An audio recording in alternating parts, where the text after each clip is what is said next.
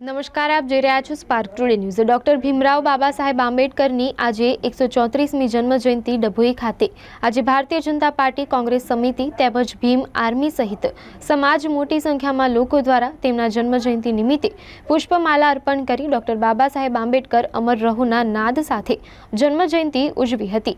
Bharatiya Janata party દ્વારા cake કાપી ઉજવણી કરવામાં આવી। આ પ્રસંગે શહેર પ્રમુખ દીક્ષિત દવે, શશિકાંત પટેલ, વિનોદભાઈ સોલંકી, વકીલ અશ્વિન પટેલ, પાલિકા પ્રમુખ બીરેન શાહ સહિત ભાજપના આગેવાનો મોટી સંખ્યામાં હાજર રહ્યા હતા।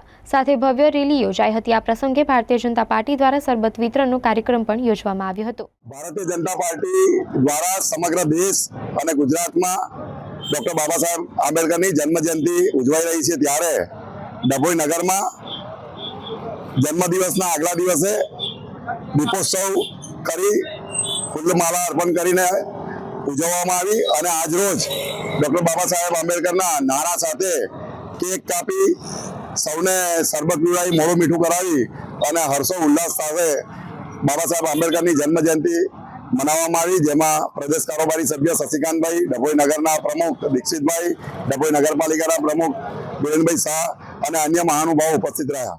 આજરોજ ડોક્ટર બાબા સાહેબ આંબેડકરનો જન્મદિવસ હોય ડભોઈ ભારતીય જનતા પાર્ટી દ્વારા અહીંયા ફૂલાર્પણ અને શરબત વિતરણનો કાર્યક્રમ રાખવામાં આવ્યો હતો, જેમાં પ્રદેશ કારોબારી સભ્ય શ્રી શશિકાંતભાઈ, વિનોદભાઈ સોલંકી, ડભોઈ નગરના પ્રમુખ શ્રી બીરેનભાઈ શાહ અને મોટી સંખ્યામાં કાર્યકર્તાઓ ઉપસ્થિત રહ્યા હતા। ડભોઈમાં સમરસતા બની રહે એ કાર્યક્રમ હેતુ જન્મ જયંતિની પૂર્વ સંધ્યાએ પણ દીપોત્સવનો કાર્યક્રમ કરવામાં આવેલ હતો।